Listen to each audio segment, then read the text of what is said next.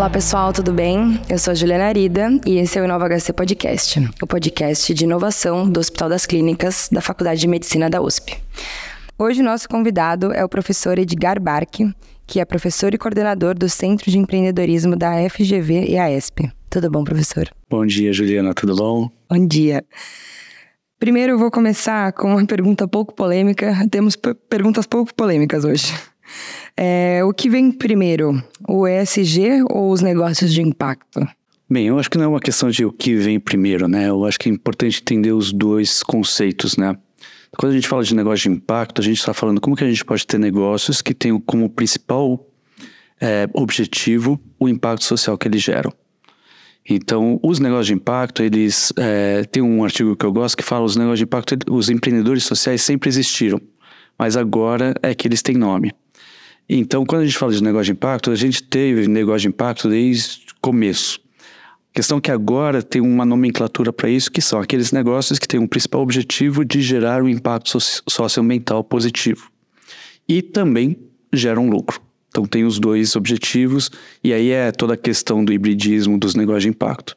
Quando a gente fala do ESG, também é uma nomenclatura recente, mas a ideia do ESG, o conceito do ESG é muito antigo. Então, falar o que veio primeiro é muito difícil, porque os dois não vieram desse nome. Os negócios de impacto existiram faz tempo, com outros nomes, e agora estão sendo mais ouvidos e percebidos com essa nomenclatura de negócio de impacto. E ESG também, a gente falava de sustentabilidade, falava de responsabilidade social, só que agora tem essas três letrinhas, o ambiental, social e governança, que eles têm eles estão palatáveis para os investidores. E por isso ganharam mais repercussão nos últimos anos. Então são dois conceitos antigos com nomenclaturas recentes e que muito possivelmente daqui a alguns anos a gente vai estar falando de outras nomenclaturas com os mesmos princípios, com as mesmas ideias. Então é menos pelas ideias, pelos conceitos e mais pelas ideias que estão por trás. Então os dois têm por trás como a gente pode ter negócios com mais impacto socioambiental positivo e não apenas negativos, né? Todo negócio de impacto necessariamente atua com ESG? De alguma forma, sim. Porque o ESG, você está falando, como você trabalha melhor o ambiental, social e governança. Todo negócio de impacto, ele tem uma característica de buscar uma melhoria social ou ambiental. Então, de alguma forma, você está trabalhando o ESG. Por isso que eles são muito próximos em termos de ideia. E eu acho que o mais importante que eu sempre coloco menos pelo nome. É negócio de impacto, é ESG, porque esses nomes mudam. Mas qual que é o conceito que está por trás? É como você pode ter efetivamente negócios que busquem ativamente o impacto socioambiental positivo. E essa que é a característica principal. Então, nisso, o ESG e o negócio de impacto, assim como outras nomenclaturas. Então, quando você fala de capitalismo consciente, quando você fala de valor compartilhado, são outras nomenclaturas mais recentes que também têm por trás essa visão de como que você pode ter um propósito em que você busque esse impacto socioambiental. Então sim, todo negócio de impacto tem ESG, o oposto não diria, porque você tem várias empresas que trabalham com ESG, mas não são negócio de impacto. O que diferencia a questão do negócio de impacto ter como core, como principal razão de ser, esse impacto socioambiental. No livro Negócios de Impacto Socioambiental no Brasil, você mesmo coloca que negócios de impacto é resolver um problema social e criar um impacto social positivo, assim como você já respondeu na primeira pergunta. E agora, como a gente está aqui no Hospital das Clínicas e falando um pouco de saúde, quando a gente fala de negócios em saúde, a gente fala de negócios com foco no usuário. Então, é verdade que todos os negócios de saúde são um negócio de impacto? Essa é uma boa pergunta. Eu acho que quando a gente fala de serviços essenciais, saúde, educação, por exemplo, você está falando de serviços cuja característica tem um impacto socioambiental positivo. O que definiria a única diferença, talvez, você pode, por exemplo, dentro da área de saúde, eu querer abrir uma clínica odontológica com foco principal de ganhar muito dinheiro a partir da clínica odontológica. Daí eu não diria que é um negócio de impacto. Então, está muito em relação, quando a gente fala de negócio de impacto, está muito vinculado à intencionalidade do negócio. Por que você faz o negócio? Se eu faço o negócio porque eu quero ter um impacto maior, daí eu diria que é um negócio de impacto. Mas aí é muito tênue a diferença, né? É muito no discurso. Então eu posso criar uma clínica odontológica só para ganhar dinheiro, mas eu posso ter um discurso que é para ter um impacto socioambiental, para ter um impacto social. Então é muito difícil essa diferenciação. E por isso que na área de saúde, que tem sempre um impacto muito forte, positivo, é muito difícil diferenciar o que é apenas um negócio, vamos dizer assim, tradicional e um negócio de impacto. Por isso que eu volto a dizer, é menos pela nomenclatura, é mais pelo seu propósito, pelo que você quer. Então, se você pensar em um empreendedor ou empreendedora, no final do dia não faz muita diferença você chamar de negócio de impacto ou não. No final do dia o que importa é por que você está fazendo o que você está fazendo. É isso que importa, e não o que, como você chama. Então, quando a gente fala das letrinhas, do ESG, negócio de impacto, são boas para difundir uma ideia, mas não necessariamente são elas que vão caracterizar o que você é ou o que não é. O que vai caracterizar é a sua intencionalidade, o que você quer. E o que eu gosto dos negócios de impacto não é a definição, porque a definição é muito ruim. Porque você falar, olha, quer ter um impacto social positivo, é muito difícil achar um negócio que não tem esse impacto social positivo. Mas o que tá é qual que é a intencionalidade, por que você tem intenção de fazer o seu negócio.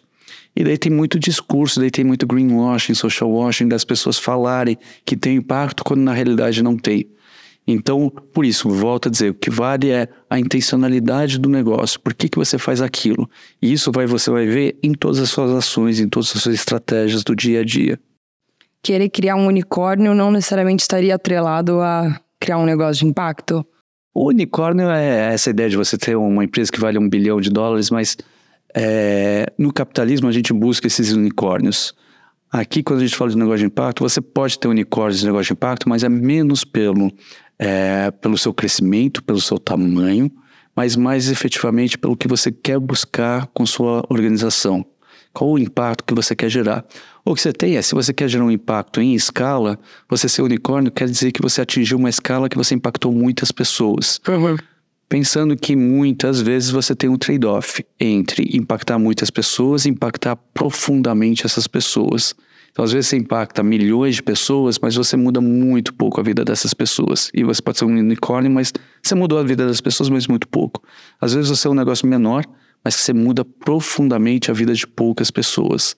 Então, os dois valem, os dois são válidos. Então, buscar sempre unicórnio, acho que é você buscar querer replicar um capitalismo, quando o que a gente está buscando não é necessariamente replicar o capitalismo, mas como que a gente busca um capitalismo mais inclusivo, melhor para a sociedade. Segundo o mapeamento de negócios de impacto no Brasil, realizado pela Pipe Social, esse estudo mostrou que as principais áreas de impacto dos entrevistados são educação, 38% dos negócios, tecnologias verdes, 23% dos negócios, e a saúde somente no 4º lugar. Quais são as maiores dificuldades desses empreendedores, de modo geral, para se desenvolverem, terem sucesso e chegarem no mercado? A trajetória de um negócio de impacto é muito diferente da trajetória de uma outra startup? Geralmente é muito parecido, porque quando a gente fala em negócio de impacto, a gente começa por falar em negócios. Então a primeira palavra é negócio, o que significa que quando a gente fala de taxa de mortalidade de negócios em geral, é muito grande também. A diferença é que o negócio de impacto está nessa intencionalidade e às vezes, dependendo do público que você quer atender, tem uma dificuldade maior.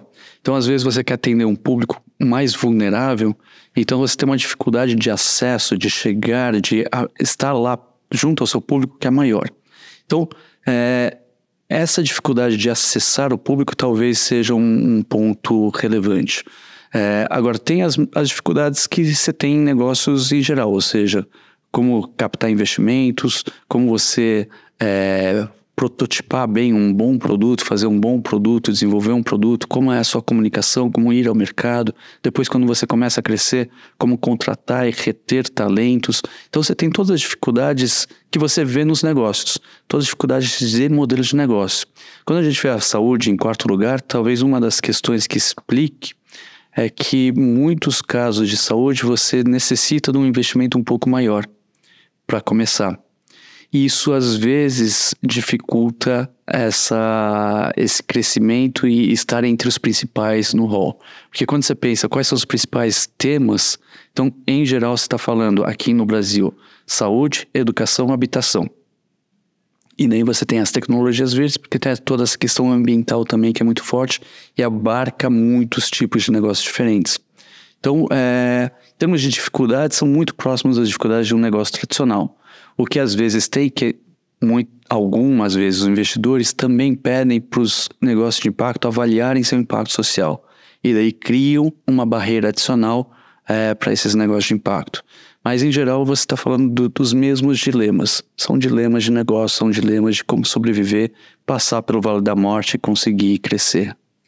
Nessa questão que você fala de acessar o público, quando a gente fala startups, negócios que vêm, por exemplo, de dentro de favelas, elas são mais propícias a gerar um maior impacto dentro dessa comunidade pelo fato de elas terem esse acesso ao público, então, por exemplo? Uma ótima pergunta, porque quando a gente fala de negócio de impacto, a ideia do negócio de impacto é como você muda a sociedade, o que está por trás, né? Como você muda a sociedade a partir de um capitalismo mais inclusivo.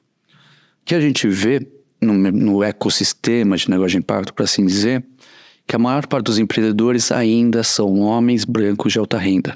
Não só no Brasil, mas no mundo todo. E quando a gente fala de um negócio de impacto de periferia, ou seja, empreendedores sociais que vêm da periferia, você ainda tem uma lacuna muito grande. Uma pesquisa que a gente fez na GV, uma diferença muito básica, brusca e a realidade do ecossistema é que o capital inicial, quando você vai começar um negócio fora da periferia, é 37 vezes maior do que na periferia. Então, quando você vai começar um negócio na periferia, você geralmente tem 37 vezes menos dinheiro para começar o negócio. Isso é só para começar a contar a história de várias outras dificuldades quando se fala da periferia. Então, quando você fala de periferia, por um lado, você tem uma vantagem que o empreendedor, a empreendedora, conhece o local, conhece os dilemas, os obstáculos, as dificuldades e com isso consegue atuar com mais legitimidade ali. Por outro lado, você tem que passar por vários obstáculos que o empreendedor fora da periferia às vezes não consegue passar, que não precisa passar. Então o empreendedor fora da periferia tem mais dinheiro, tem mais acesso a redes, ele tem mais conhecimento de gestão. Então tudo isso cria uma dificuldade maior para esses empreendedores de periferia. E por isso que, no final, o que a gente vê é que o ecossistema de negócio de impacto, muitas vezes, ele retrata a sociedade desigual que a gente tem. Em vez de mudar a sociedade, a gente está simplesmente replicando uma sociedade desigual em que os vencedores continuam sendo os mesmos. Então, mudar essa lógica é muito relevante. Como a gente pode fomentar e apoiar mais negócios que são provenientes de periferia, que têm o conhecimento, que têm um grande potencial de inovação, mas às vezes tem vários obstáculos que tem que passar e que são difíceis. E os negócios de periferia estão mais suscetíveis ao Vale da Morte nesse sentido? No fato de que os negócios de periferia, muitas vezes, eles têm que... eles não podem errar. Então, quando se fala, por exemplo, de inovação, é muito legal falar de inovação, muito legal falar, olha, toda empresa tem que inovar e tal. Mas como você vai falar de inovação na periferia em que você não pode errar? Então, nessa mesma pesquisa, quando você fala dos empreendedores fora da periferia, a grande maioria com prejuízos grandes. Quando você fala de empreendedores de periferia, não pode ter prejuízo, porque não pode errar, porque se tiver prejuízo, acabou e aquele negócio é da onde sai o sustento de uma família. É a renda de todo mundo. Então, se errar, deu ruim. E como que você vai inovar e não pode errar? A premissa da inovação é erre várias vezes, né? Então, erre várias vezes e erre melhor e mais rápido é uma frase muito bonita. Mas muito elitista. Mas muito elitista. Professor, continuando então, ao falarmos sobre impacto direto na sociedade civil, uma empresa com escopo e foco estratégico especificamente nisso, a gente está falando que ela vai atuar em um campo onde outro player deveria estar atuando, mas não chega com efetividade, que é o Estado. Como você enxerga a relação de negócios de impacto com o governo e qual a importância de conhecer ambos os trabalhos, né? Tanto o governo entender sobre os negócios quanto os empreendedores entender sobre a atuação do Estado? Quando começou essa ideia de negócio de impacto aqui no Brasil, especificamente, há uns 20 anos atrás, tinha uma premissa meio de que, já que o governo não consegue fazer, vamos fazer a partir dos negócios. 20 anos depois, a gente vê que essa premissa não faz muito sentido. Não dá para você estar apartado do governo numa sociedade tão desigual quanto o Brasil. Então, como você consegue fazer com que os negócios de impacto trabalhem em conjunto ao governo e não em uma visão paralela? Né? Então, é muito importante que a gente tenha realmente uma contribuição maior entre os vários setores, entre o governo, a sociedade civil, as organizações não governamentais e os negócios, sejam de impacto, não de impacto, os negócios privados, para que a gente possa ter efetivamente um trabalho melhor na sociedade. Não é papel, é muito papel do governo, e os negócios estão lá para apoiar, mas não para ser um poder paralelo. Você ainda precisa muito do governo, principalmente nisso, para como você vai chegar em populações mais vulneráveis. Você precisa muitas vezes de uma verba, de um dinheiro que o negócio não consegue, e você precisa de uma escala que é muito difícil para o negócio. Além disso, o governo é responsável por um percentual do PIB bastante relevante. Então, compras públicas são muito relevantes. Como que os negócios de impacto podem vender para o governo? Então, voltando para a área de saúde, por exemplo, muitos dos negócios, para sobreviver com escala e atingir a população mais vulnerável, precisa vender para o governo. Então, não é ou um ou outro, é um e outro. Então, como você atua em conjunto com o governo e não sem o governo. Então, é por aí que a gente tem que caminhar, na minha visão. O mercado sempre teve muito medo do governo, e tem até um outro professor da GV, Fernando Burgos, que falou que a pandemia ensinou os negócios a terem que falar com o governo, porque é só assim que a gente consegue caminhar de fato, né? Exatamente, não dá para ser averso ao governo, né? O governo está aí, o governo é importante. E se às vezes falta uma eficiência, é como que a gente pode ajudar a ter mais eficiência. Mas o governo tem muitas ações muito relevantes que a gente não pode deixar de lado. A gente tem que somar e não subtrair. Então é realmente fazer em conjunto. Essa premissa, ela também vale para o terceiro setor? Então, porque a gente fala de negócios de impacto e a gente tem o terceiro setor, que não vai visar o lucro, mas também vai atuar quase que na mesma área, né? Qual que seria essa grande diferença, então? Eu acho que é muito bom essa questão, porque um outro ponto desse negócio de impacto é que a gente não pode pensar que esse negócio de impactos substitui, ou pior, que seja uma evolução do terceiro setor. Porque o terceiro setor é muito relevante num país como o Brasil, em todos os lugares, num país como o Brasil principalmente. Porque aquilo que eu falei dos negócios de impacto, da dificuldade às vezes de chegar na população mais vulnerável, o terceiro setor vai chegar com propriedade. Então, de novo, não é um ou outro, é como você soma. Então, a gente não pode pensar os negócios de impacto como uma forma de você chegar na população e ter lucro ao mesmo tempo. É como você tem algumas áreas que sem o terceiro setor você não consegue chegar, você não consegue fazer. E tem outras áreas que às vezes o negócio de impacto pode fazer melhor. Então é entender aonde que é melhor ter um negócio que pode eventualmente escalar melhor e onde é melhor ter uma organização não governamental, um terceiro setor.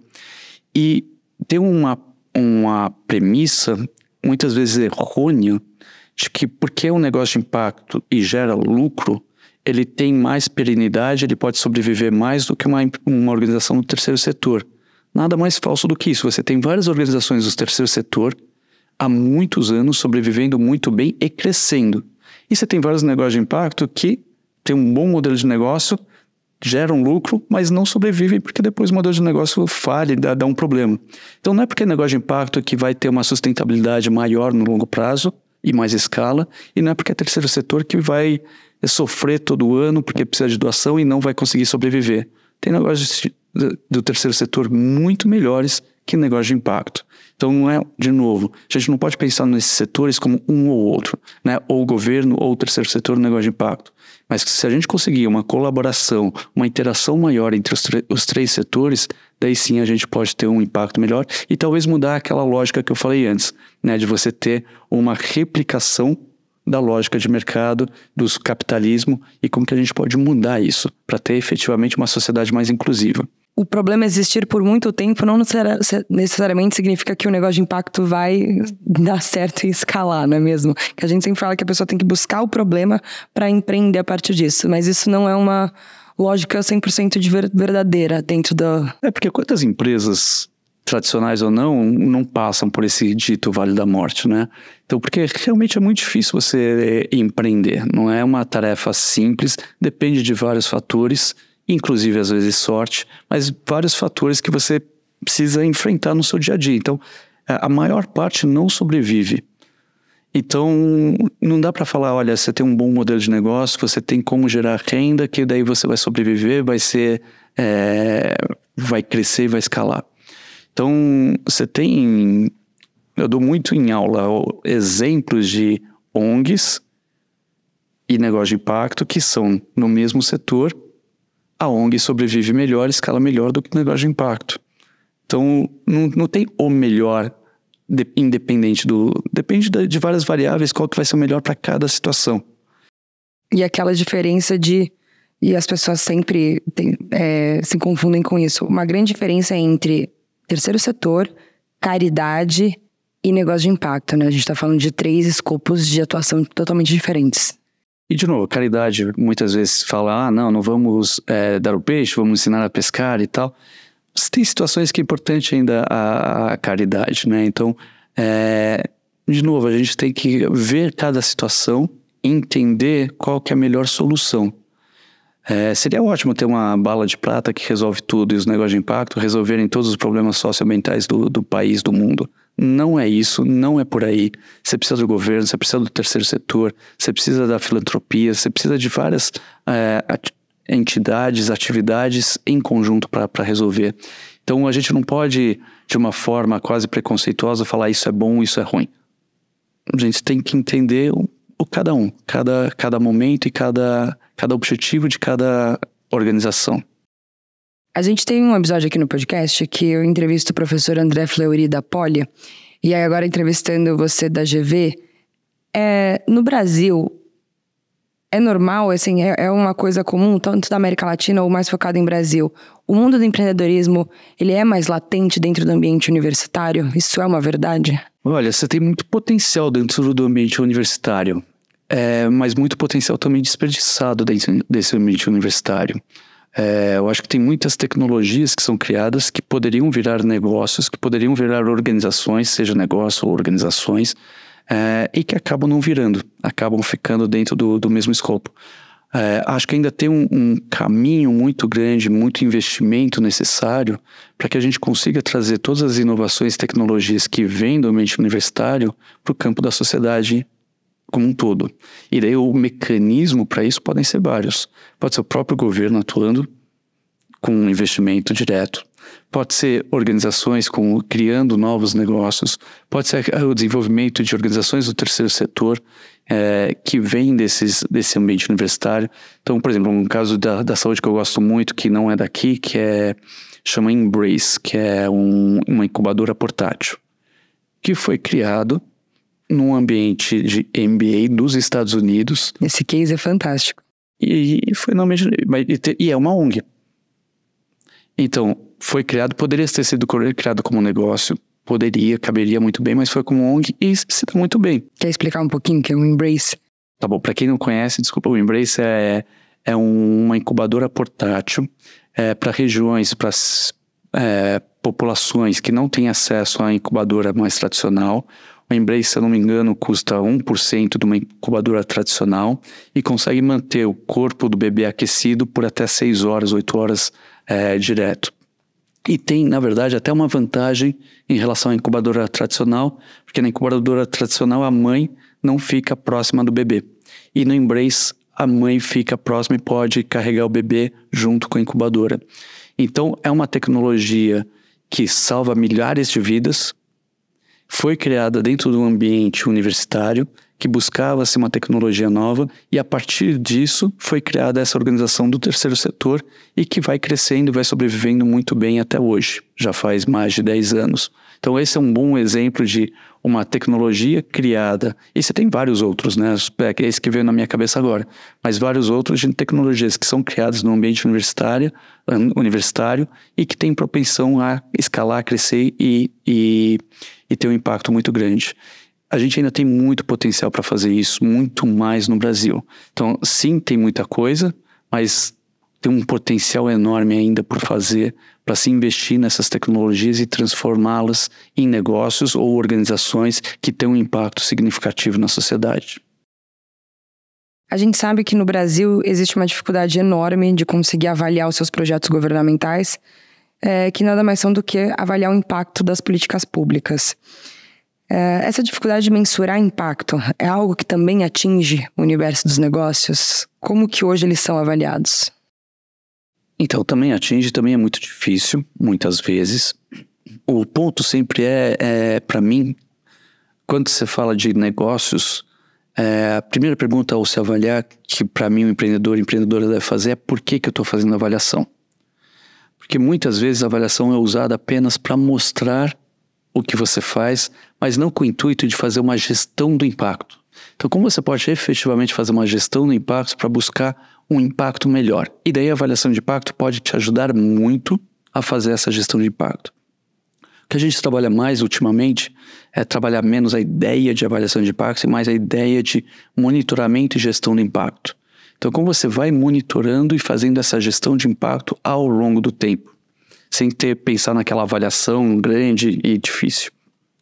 E nessa gestão de impacto ao longo do tempo, gosto de uma ideia que a gente chama de Lean Data, que é o dado enxuto, que é como você pode pegar poucos indicadores que sejam relevantes, que sejam fortes, que você possa monitorar ao longo do tempo.